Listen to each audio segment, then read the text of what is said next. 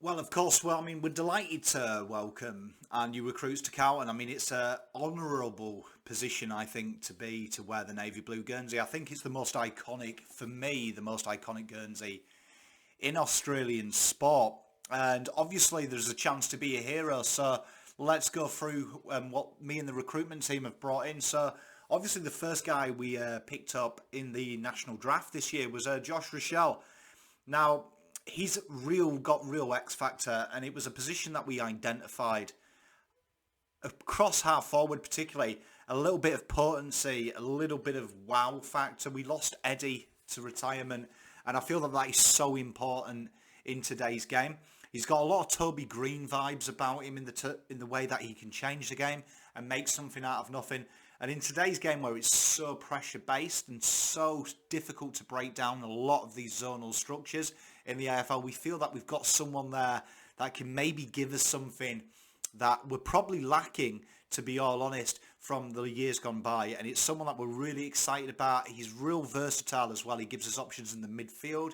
He can also play out wide. And I think that is super important when you look at the top teams around us at the moment, particularly your top four sides. Their ability to flux and rotate players through on the ball really does help you out. And options are a key thing in this. The next guy we got was Rep Bazar. Had a few injuries in his last year of the draft. Obviously, you could say it's a risk. I think it's our gain, other people's loss. Tremendous interceptability, reads the play exceptionally well. We're obviously eye marking that Liam Jones isn't going to be around forever, so we have to, I feel, have someone in that position that gets us a bit of a security blanket so we can wean him in. Got the ability to play the third tall as well, should that happen as well. It would be something that we will be looking at towards the mid part of the year, towards the end.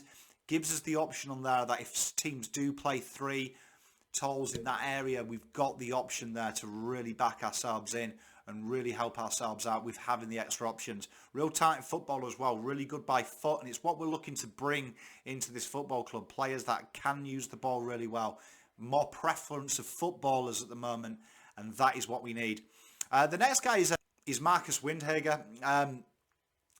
We definitely identified that on the outside is a struggle, and obviously that pick came to us from losing SPS, who requested a trade to the Eagles, and I figured that when we were discussing in the meetings, we definitely identified that we probably lack natural width in this side, and I think that the winger, particularly for me, observing what other teams do, is really, really important. And what Windhager brings, he's got exceptional pace, he's got very good use. He's decent in the air as well. He can slot across high half forward as well should we need. But he also brings the tackle pressure, and he's got a really good engine.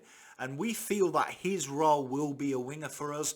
I think that you look in the historical analytics of the draft, players around these picks as well, in your 30s, your 40s, you are ready-made for this role. And he's someone that we're looking at very early doors.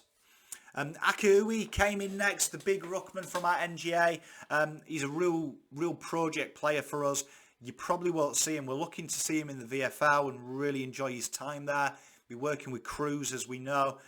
Real huge versatility for him, though. There's a few positions that we earmark him for.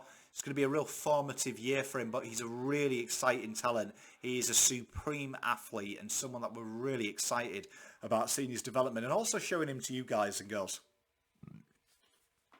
Obviously, the big one for us is that we did trade picks the future first next year. We identified the talent next year, and although it's very early to make the call, when Fremantle came to us and they accepted the future first, we thought it was a no-brainer. Chera brings a little bit of class into that midfield. He's got a huge sky. The sky is the limit for him, particularly. Development has been the issue at this club, but we're really confident with the backroom staff that we can get him even better than what he is, because he's ready made for that, and that is really important. And we did feel that pick 6, which became pick 8, as we know, in the draft this year because of the father-sons, he was a real solid pickup, and we're really excited about what Chera can bring. We really do feel that that big 3 in the midfield, Cripper, Walsh and Chera, stacks up against any of the best. And finally, we brought over Hewitt on the free agency. brings defensive craft straight away. It really keeps some of the boys honest, particularly. He's got an exceptional tackle game, real good tagger as well, natural Ed replacement, and that kind of helps us shift Ed into that forward line. That's where we want him. We want them tackles there. We're going to play him more as a defensive forward. So Hewitt comes in, fresh, younger, and he's raring to go. And we're really confident with the acquisitions. Right, boys, come in. Right, big game. Our first game as pre-season starts today. We've got Gold Coast Suns. So I've got the team sheet here. I want you all to get in and get used to this. This is going to be the team that goes out. We've got Stocks, we've got Jonesy and Kemp, Williams, Wheatering and Sardi. You're going to be my backline starting. We've got Cunners, Cripps, Chera, Pitt, Walshy and Dow. You guys are going to be my midfield pairings. We've got Rochelle, Kerno, Martin, Owies, Mackay and Durds. You guys are going to be my forwards. And then on the interchange, we've got Big J Sauce, Steady K, Fogs, Plowy, Hugh, O'Brien, Windhager and Kennedy. I want you guys to really, really embrace this. This is a real opportunity for you today. We've got Gold Coast Suns. These are a side that we should be beating in the season. Really make a statement. Pressure on our tails. Get out there. Have a bit of fun. You've worked really hard. I'll see you tomorrow. Oh, fuck me. How many marks has that guy taken?